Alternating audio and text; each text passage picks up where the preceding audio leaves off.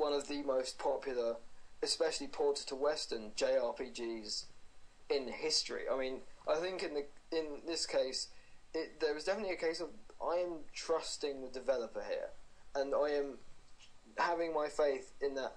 I know a lot of people who are absolute massive Persona fans, and this game has been in development, you know, as long as a good Persona game is. And, you know, Persona games, you do get profound character changes and development, and I can tell you now, they are very, very suited to what choices you did make. And I am, and you know, it's true we don't know enough yet. I mean, they have been very cleverly elusive with how they've been showing the game, and it's been this long until they've first shown us some gameplay. But I think in the end, I have to trust the developer on this one, because I know their track record and history, and I can tell you now it's astoundingly good. Well, then, last question about the game. Because you know more about the games than I do, obviously. That wasn't sarcasm, by the way. I know that sounded horribly like sarcasm. Obviously, you know everything. No, that's not what I meant to say. That's fine. Does this game seem like something that will please the fans, and only the fans, or does it look like a game that's got the potential to introduce new people? Because from what you've described, it looks more like a game that's for an already existing audience. It's not for people that want to try something out. It seems like a heavy game. Sorry, I've been mentioning this game all day. It's not like Mass Effect. You can't just jump in, without knowing much about the universe or that style of game. This game sounds like something that you need to be quite already a dedicated JRPG fan to like or enjoy or understand. But again, I don't know enough about the game to fully know. Like, it seems like with the gameplay and stuff, I mean, because the RPG is more on character development and actual skills and stuff, I mean, there's the accessibility on that side, but it seems like what's going to happen is that it's going to be the sleeper hit. It's going to be the one that people aren't going to know too much about in the West. I mean, it's going to sell like absolute hotcakes in Japan. They've already got over, I think it's like 2 million pre-orders, and they've only just started allowing pre-orders. Like, it's going to, I mean, they're at least going to get their money from that. And, but for the whole Western RPG thing, I think what's going to happen is the fans are going to buy it first, and then the critics are going to look at it. And I think it's going to be one of the critics' darlings, because, I mean, games like this do end up being critics' darlings on different magazines and websites and such. And I think what's happening is that there are going to be these people, like, the people who played, like, Bayonetta, like me, are going to be the people who are going to buy this, because they're going to go, because even if they're not so thinking Japanese, from having the guts to actually pick up a game like Bayonetta, is basically saying that, I want to try something new, I want to try a new experience. And I think what they're trying to market here is, this is a new experience, and this is for the people who want to give it a go. And, if you don't like it, fair deuce, it's not your thing. But, like, I think that it's, as long as if they do get it to the West, as long as they actually sort of market it right as this is something new, this is not, I mean, because if you saw the Bayonetta adverts, they did that very well. I mean, they're not saying this is the next Devil May Cry, they're saying this is the experience, this is that experience that you are going to enjoy if you're looking for something different. And then the critics got on that and said, this is different, this is actually incredibly good. And then it gradually built up its popularity until it started winning end of the year awards, and now the sales have actually gone back up for the game. And I think that's exactly what's going to happen here. It's going to get good reviews, sort of a sleeperish hit at the start from fans. More people gradually want the new experience. As the end of the year goes, you hear more and more about the game. It will win like best new IP stuff, and then boom, you've got your sale.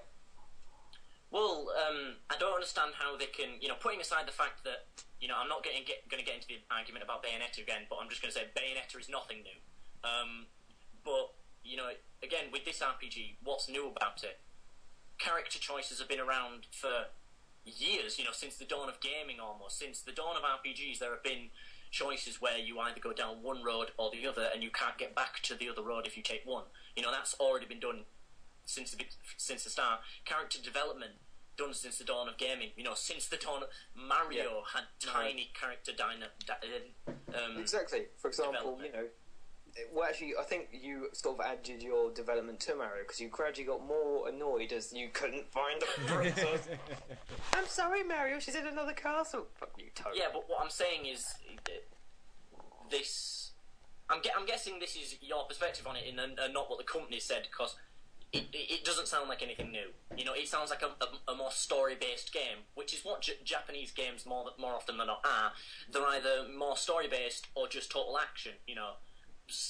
Similar to how the West works, really.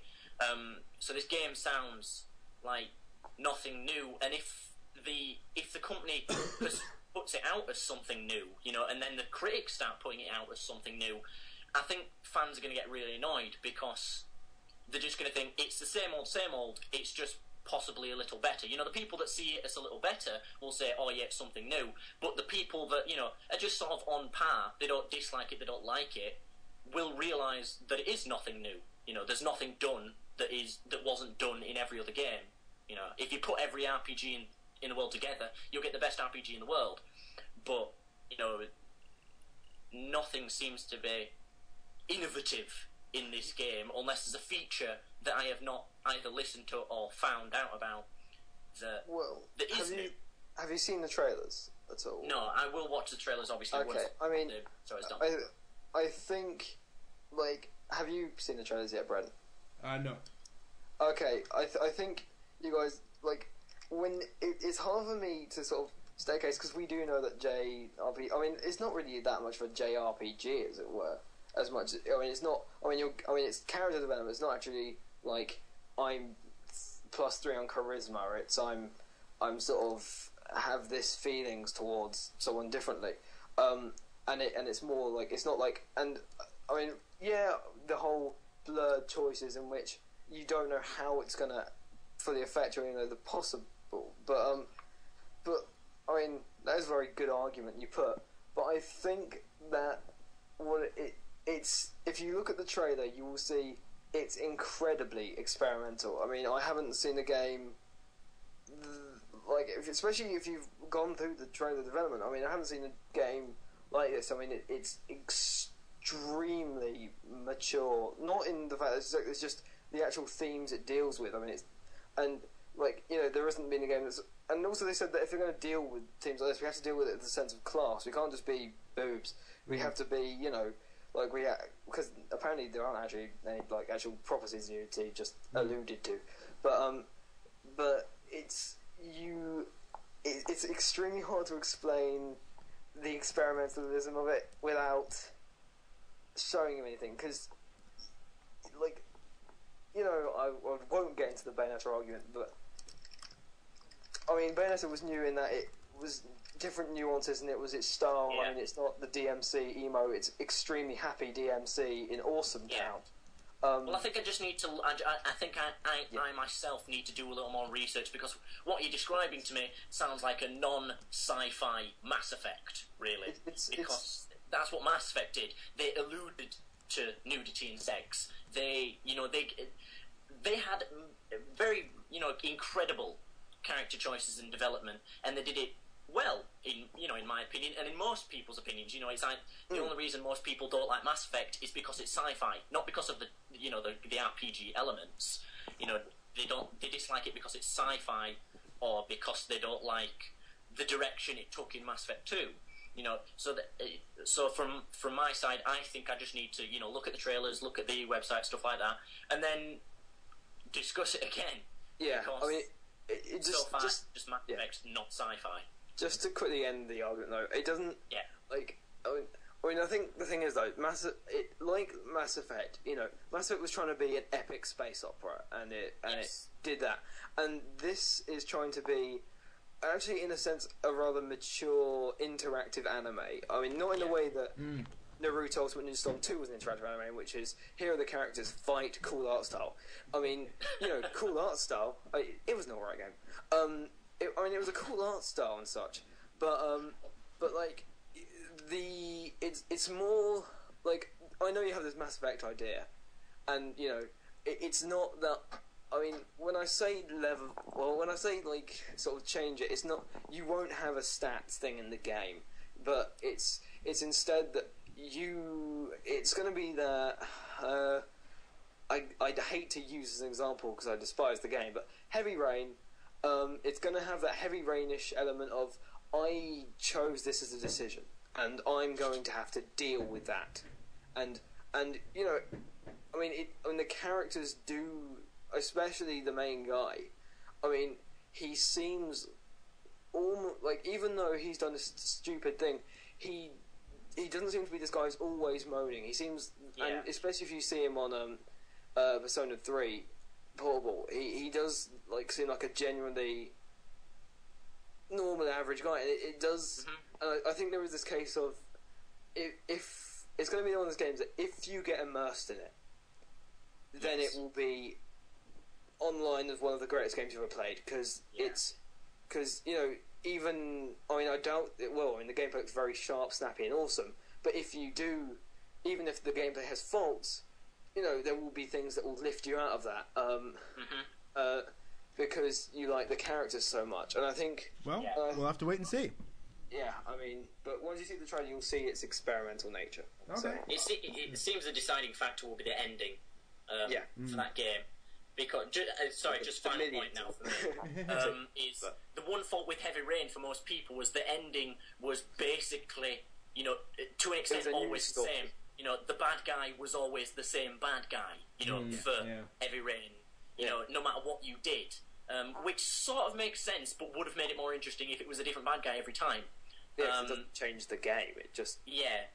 I mean, I've solved the mystery.